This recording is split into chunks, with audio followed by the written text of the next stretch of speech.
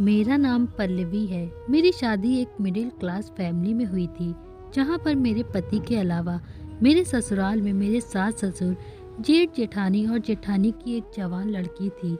मेरे ससुराल में किसी चीज़ की कोई कमी नहीं थी। शादी हो जाने के बाद जब मैं अपनी ससुराल आई तो बहुत ज़्यादा खुश रहने लगी थी। हर रात मेरा जेठ मेरी कमर पर मूव लगाता था, जिसे लगाने के बाद मुझे बहुत सुकून मिलता था और सुकून भरी नींद आती थी। लेकिन सुबह होती तो मेरा पूरा शरीर सूजा हुआ होता था और मेरे पूरे शरीर पर लाल रंग के निशान होते थे। आखिर ये निशान कैसे होते थे? मुझे अपने जेठ पर शक हुआ और अगली रात मैंने मुंह बदल दिया और सोने का नाटक करने लगी। अभी मुझे 20 मिनट ही गुजरे थे कि मेरे जेठ कुछ ऐसा कर रहा था जिसे देखकर मेरे रोंगटे खड़े हो गए थे। मेरी पढ़ाई पूरी होते ही मेरे माँ बापा ने मेरी शादी करने का फैसला कर लिया था। मेरी शादी मेरे पिता के दोस्त के बेटे के साथ हो गई थी। मेरे ससुर मेरे पिता के बहुत अच्छे दोस्त थे। मैंने अपने ससुर को पहली बार अपनी शादी के बाद ही देखा था, क्योंकि मेरे ससुराल में जाने से पहले मैं कभी उनसे नहीं मिली थी, क्योंकि वो दोनों कभी कभी ही एक दूसरे से मिलते थे। लेकिन जब मेरे पिता ने एक दिन अपने दोस्त के बेटे मतलब मेरे पति को देखा, वे उन्हें बहुत पसंद आए थे। मेरे पिता ने अपने दोस्त के बेटे की शादी के बारे में बात की तो मेरे ससुर ने कहा कि मैं अपने बेटे के लिए रिश्ता देख रहा हूँ। तो मेरे पिताजी को अपनी बेटी का ख्याल आया और उन्होंने मेरे ससुर को मेरे बारे में बता दिया। फिर लड़के वाले हमारे घर पर जब मुझे देखने आए तो उन्होंने मुझे देखते ही पसंद कर लिया था और मेरी शादी हो गई और इसी तरह से विदा होकर मैं अपने ससुराल आ गई। मेरे सास ससुर का बिहेवियर मेरे साथ बहुत अच्छा रहता था। मेरी जेठानी मेरे साथ बिल्कुल बहनों की तरह रहती थी। जेठानी की लड़की तो मेरी बिल्कुल दोस्त की तरह बन गई थी। मैं अपने ससुराल वालों के साथ बहुत जल्दी एडजस्ट हो गई थी और उन लोगों के बिहेवियर को भी समझ गई थी। मेरे पति का बिहेवियर भी बहुत अच्छा था। वो मेरा बहुत ख्याल रखते थे और बहुत अच्छे इंसान थे।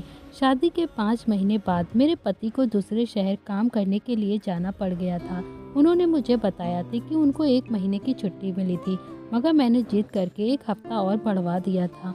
लेकिन अब और ज़्यादा छुट्टियों की गुंजाइश नहीं थी। मैं अपने पति के जाने पर बहुत उदास हो रही थी। मैं उनके बिना कैसे रहूंगी, यही सोच सोच कर मुझे रोना आता था और मैं बहुत परेशान हो जाती थी। मेरी जेठानी रोज़ सोने से पहले सबके लिए चाय बनाती थी। मुझे नींद जल्दी आ जाती थी और आज फिर रोज़ की तरह जेठानी जी चाय लेकर आई और मैं चाय पीकर जल्दी ही सो गई थी। मुझे पता ही नहीं चला। जैसे ही सुबह मेरी आँख खुली तो मुझे अपने आसपास कुछ अजीब सी स्मेल आ रही थी। धीरे धीरे जब मेरी आंखें खुली तो मैंने महसूस हुआ कि वहाँ मोम की स्मेल आ रही थी। मैंने अपनी आंखें खोली और आंखें खोलकर अपने आसपास देखा तो वहाँ कुछ भी नहीं था। लेकिन जैसे ही मेरी नज़र शरीर पर गई तो मेरे हाथ पैर पर लाल लाल निशान हो रहे थे और मेरे हाथ पैर सूज गए थे। मैं अपने हाथों और पैरों को बड़े गौर से देख रही थी। मुझे समझ नहीं आ रहा था कि मैंने रात को सोते टाइम पर क्या लगा लिया था जिससे मेरी बॉडी पर बुरी तरह से लाल निशान पड़ गए हैं। मैं डर गई थी और मैं जल्दी से उठकर बैठ गई और नहाने के लिए चली गई। धीरे धीरे लाल रंग छूट गया था, मगर यह क्या था जो मेरे पूरे शरीर पर लाल रंग के निशान पड़े हुए थे। बहुत बुरी तरह से मैं डर रही थी। मेरी आंखों में आंसू आने लगे, क्योंकि इससे पहले मेरे साथ ऐसा कभी भी कुछ नहीं हुआ था। मेरी कुछ भी समझ नहीं आ रहा था कि मैं क्या करूं। जब नहाकर मैं बाथरूम से बाहर निकली तो मेरे शरीर पर लाल रंग खत्म हो चुके थे, लेकिन हल्की हल्की सूजन बची थी। मेरा शरीर कांप रहा था और मैं बेड पर आकर लेट गई। मेरे दिमाग में एक बात आई कि रात के बीच में किसी कीड़े ने तो मुझे नहीं काट लिया जिसकी वजह से यह सब हो गया हो, या फिर कहीं मेरी जेठानी की लड़की दीपा ने तो नहीं किया है। यह सोचकर मुझे थोड़ा सा दिलासा मिला था, क्योंकि मेरे शरीर पर किसी तरह का कोई दर्द और तकलीफ महसूस नहीं हो रही थी। मैं सुबह नाश्ते के लिए नीचे चली गई तो सब कुछ नॉर्मल था। सब नाश्ते की टेबल पर बैठे मेरा इंतजार कर रहे थे। मेरा उदास सा चेहरा देखकर मेरी सास ने मुझसे पूछा, क्या हुआ है बहू, उदास क्यों लग रही हो? मैंने कहा, नहीं उदास नहीं हूँ माँ जी, ऐसी कोई भी बात नहीं, मैं ठीक हूँ। लेकिन उन सभी का चेहरा देखकर ऐसा बिल्कुल नहीं लग रहा था कि उनमें से यह किसी ने मेरे साथ मजाक किया हो। फिर मेरे जेठ ने मेरी तरफ देखकर कहा, तुम्हारा चेहरा बहुत उदास लग रहा है। जिस पर मैंने यही जवाब दिया था कि कुछ नहीं, बस रितेश की याद आ रही है। रितेश मेरे पति का नाम था। जेठ ने कहा कि टेंशन मत लो, धीरे धीरे सब आदत हो जाएगी। तभी मैंने देखा कि मेरे जेठ कुछ अपने हाथों पर लकीर बना रहे थे। न जाने उन्होंने क्यों ये लकीर लगाई थी। उसके बाद कुछ दिनों तक तो मेरे साथ ऐसा कुछ नहीं हुआ था। मेरी सास की तबीयत खराब रहने लगी थी और सब लोगों का ध्यान उनकी तरफ रहता था, मगर मेरी सास की तबीयत ठीक नहीं हो पाई थी। वे देखते ही देखते हमें इस दुनिया से छोड़कर चली जा चुकी थी। मेरी सास बहुत अच्छी औरत थी। मेरी सास ने मेरे साथ कभी गलत नहीं किया था और ना ही कभी अपनी बड़ी बहू के साथ गलत किया था। हम दोनों बहुएं ही अपनी सास से बहुत प्यार किया करते थे। हमें अपनी बेटियों की जैसा ही समझती थी। उनकी ज़िंदगी इतनी ही लिखी हुई थी। मेरे पति भी बहुत दुखी थे। मैंने उनको काफ़ी सहारा और मोहब्बत दी क्योंकि वे अपनी माँ की अचानक मौत पर बहुत ज़्यादा दुखी हो गए थे और सदमे की हालत में चले गए थे। लेकिन 10 दिन बाद मेरे पति वापस चले गए थे। घर में मायूसी का माहौल छा गया था और सब धीरे धीरे अपने रूटीन पर वापस आ गए थे। एक दिन मेरी कमर में बहुत ज़्यादा दर्द हो रहा था।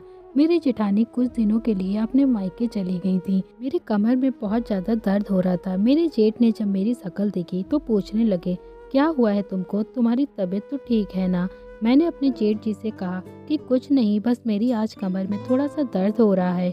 मेरे जेठ जी मेरे पास आकर बैठ गए और कहने लगे, बुरा ना मानो तो एक बात कहूँ, मैं तुम्हारी कमर पर मूव लगा देता हूँ जिससे तुम्हारी कमर का दर्द बिल्कुल ठीक हो जाएगा। मैं कहने लगी, नहीं, मैं खुद ही लगा लूँगी, आपको लगाने की कोई ज़रूरत नहीं है। लेकिन वे हंसकर कहने लगे, इसमें क्या बड़ी बात है, इतना तो मैं तुम्हारे लिए कर ही सकता हूँ।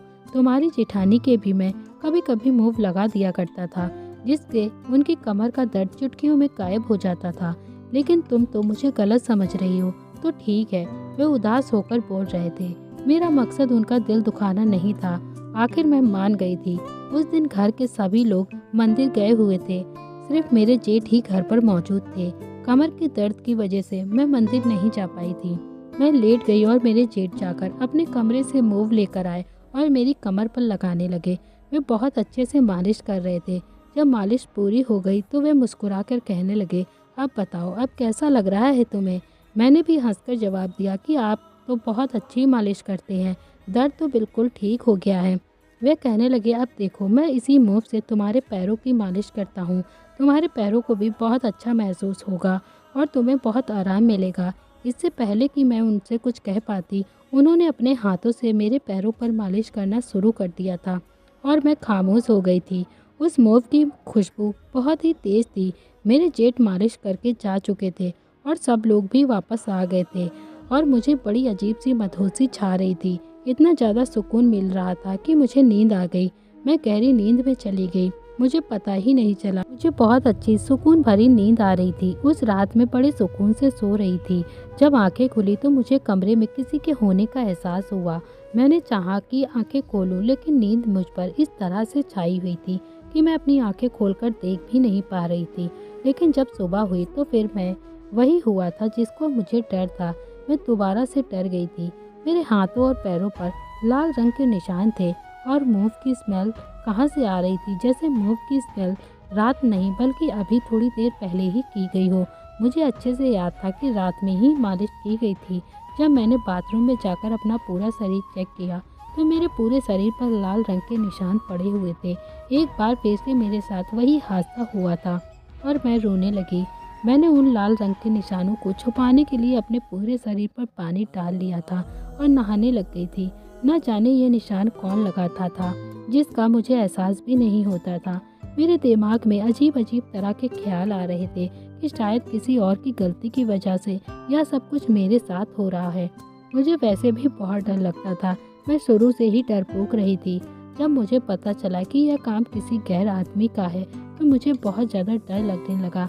यह सोचकर मेरे सो जाने के बाद कौन है जो मेरे हाथ पैर पर यह लाल रंग के निशान लगा देता है और मुझे खबर तक नहीं होती। अजीबोगरीब हरकत ये कौन कर रहा था, मुझे यह सब जानना था। मैंने सोच लिया था कि आज रात मैं इसका फैसला कर ही लूँगी।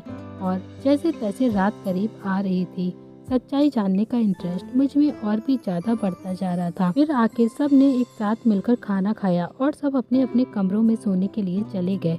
वैसे ही मैं अपने कमरे में गई तो जानबूझकर सोने का नाटक करने लगी, क्योंकि आज मुझे उस इंसान का पता लगाना था जो मेरे साथ रोज रात को ऐसा कर रहा था। आज की रात मुझे बिल्कुल भी सोना नहीं था, बल्कि जागकर सारी सच्चाई का पता लगाना था। रात के टाइम पे कमरे का दरवाज़ा मैंने जानकर खुला रखा था और मेरे जेठ मेरे कमरे में आए और मैं चुपके से आंखें खोलकर सब कुछ देख रही थी। मेरे जेठ जब अंदर आए तो उनके हाथ में थैला था। उनका इतना अजीब तरीके से कमरे में आना मुझे बहुत ही अजीब लग रहा था और वे किसी मकसद से आए थे मेरे कमरे में। लेकिन तभी मुझे एक आदमी के बोलने की आवाज़ आने लगी। मेरे जेठ के साथ कोई दूसरा इंसान भी मौजूद था। मैंने किसी तरीके से देखा तो मेरे जेठ के अलावा एक आदमी भी कमरे में उनके साथ आया हुआ था, जिसका हुलिया बहुत ही अजीबोगरीब था तथा यह तो कोई भी जादू टोना करने वाला तांत्रिक बाबा लग रहा था। मुझे अपने कमरे में उन दोनों को इस तरह से देखकर बहुत ही ज़्यादा डर लग रहा था, लेकिन मैं खुद पर कंट्रोल कर रही थी। मेरे दिमाग में अजीब अजीब तरह के ख्याल आने लगे थे। तभी वे मेरे सामने आकर बैठ गया था। मैंने अपनी एक्टिंग को भी जारी रखा था और बल्कि ऐसे एक्टिंग कर रही थी कि जैसे मैं बहुत ही ज़्यादा गहरी नींद में सो रही हूँ। मुझे कुछ भी होश नहीं है। मेरी आंखें बंद थी और उसने मेरे जेठ की बात को मानते हुए मेरे बराबर में आकर बैठ गया और वह मूव निकाल कर मेरे पैरों पर लगाने लगे थे। मेरे जेठ मेरे पूरे शरीर पर मलने लगे थे। मुझे मूव की स्मेल आ रही थी। यह सब कुछ अच्छी तरह से मैं महसूस कर रही थी। मेरा दिल कह रहा था कि मैं उठकर बैठ जाऊं और अपने जेठ को एक जोरदार थप्पड़ लगा दूं, क्योंकि वे मेरी साड़ी के अंदर हाथ डालकर मेरे सारे शरीर पर मूव लगा रहे थे। मन तो कर रहा था कि घर में चिल्ला चिल्ला कर सबको उठाकर बता दूं कि ये दोनों क्या कर रहे हैं, लेकिन मैं अभी ऐसा कुछ नहीं कर सकती थी। तभी वह आदमी कहने लगा कि इस मूव को लगाकर यह अब बेहोश हो चुकी है, क्योंकि यह मूव नहीं है, ऐसी दवाई है जिसमें हमने कुछ ऐसी चीज़ें मिलाते हैं जिसे लगाने के बाद वे बेहोश हो जाएगा और ये बेहोश हो चुकी है। यह दवाई उसके सारे शरीर पर लगाने से इसका शरीर भी सुन्न पड़ जाएगा और यह कुछ भी महसूस नहीं कर पाएगी। इसकी स्मेल हमें नहीं आ सकती क्योंकि हमने अपने नाक पर रुई लगाई हुई है। उसकी बात सुनकर तो मैं सब कुछ समझ गई थी कि तभी तो मैं बेहोश हो जाया करती थी और मुझे कुछ भी पता नहीं होता था। थोड़ी देर के बाद उस आदमी ने कुछ मंत्र पढ़ने लगा और मेरे ऊपर को फेंकने लगा था। फिर उस आदमी ने मेरे जेठ को कमरे से बाहर जाने के लिए कहा। तब उसकी बात सुनकर मेरे जेठ कमरे से बाहर चले गए थे। मुझे तो बहुत ज़्यादा डर लग रहा था कि अब ना जाने ये मेरे साथ क्या करेगा। वह आदमी मेरे पूरे शरीर पर हाथ फेर रहा था। मैं ना चाहते हुए भी लेटी रही थी। मेरे शरीर पर हाथ फेरे जा रहा था। पता नहीं वो क्या कर रहा था। मेरे तो शरीर से जान ही निकल रही थी। मेरा दिल जोर जोर से धड़क रहा था। तभी उस आदमी ने मेरे शरीर पर कुछ लगाना शुरू किया। वह कुछ लाल लाल सा था, मेरे शरीर पर जगह जगह लगा रहा था। और यह सब करने के बाद उसने मेरे जेठ को आवाज़ दी। मेरा जेठ जब कमरे में आया तो वह कहने लगा, बस एक दिन और बाकी है, मुझे इसके साथ यही इलाज दोबारा करना है। इसके बाद ये तुमसे प्यार करने लगेगी, तुम्हारी दीवानी हो जाएगी। उस आदमी की बात सुनकर तो मेरा शरीर कांप उठा था। मुझे ऐसा लगा कि जैसे मेरी जान निकल रही हो। मेरा दिल पूरी तरह से डर रहा था कि यह सब मेरे जेठ मेरे साथ करवा रहे थे। यह बात सुनकर तो मेरा जेठ बड़े जोर जोर से हंस रहा था और कहने लगा कि मैं तो यही चाहता हूँ कि यह मुझ पर फिदा हो जाए और मेरे भाई को छोड़कर मुझसे मोहब्बत करने लगे। मैं इस लड़की को बहुत चाहता हूँ। इतना कहकर वो लोग मेरे कमरे से तो चले गए थे, लेकिन मैं अपने आप को देखकर इतना ज़्यादा घबरा गई थी कि ऐसे मैंने कभी भी सपने में नहीं सोचा था। कि मुझे तो यकीन ही नहीं आ रहा था कि यह हरकतें मेरे जेठ मेरे साथ कर रहे थे। अपनी पत्नी के बारे में भी उन्होंने नहीं सोचा था। मेरी जेठानी तो बहुत अच्छी थी। मैंने उठकर जल्दी से कमरे को अंदर से बंद कर लिया था और नहाने चली गई थी। मैंने अपने शरीर से सारे निशान साफ कर लिए थे और सोचने लगी थी कि आगे क्या करूं। फिर मैंने अपने पति को फ़ोन लगाया और उनसे मैंने रोती हुई आवाज़ में बात की। मेरी आवाज़ सुनकर वे बहुत घबरा गए थे और मुझसे रोने की वजह पूछ रहे थे। मैंने उनसे कहा कि मुझे कुछ नहीं पता, सुबह तक मुझे आप घर में मिलने चाहिए। अगर आप घर पर नहीं आए तो मैं यह घर छोड़कर चली जाऊंगी। यह कहकर मैंने फ़ोन को बंद कर दिया था। अगली सुबह हुई तो मैं बाहर निकली। मेरे सामने ही मेरे जेठ बैठे हुए टीवी देख रहे थे। मुझे आता देखकर उनके चेहरे पर अचानक से मुस्कुराहट सी आ गई थी। लेकिन इस टाइम मुझे लग रहा था कि मेरे जेठ के पीछे एक और शैतानी चेहरा छुपा हुआ है जो किसी को नहीं दिखता। सुबह के 10 बजे मेरे पति घर पर आ गए थे और उन्होंने मुझसे पूछा, क्या हुआ है, तुमने मुझे घर पर क्यों बुलाया है। घर पर सारे लोग मौजूद थे। मेरे पति मेरे सवाल का जवाब सुनने के लिए बेकरार हो रहे थे और सब लोग यह जानने के लिए बेकरार थे कि मेरे पति इतनी सुबह घर पर कैसे आए थे।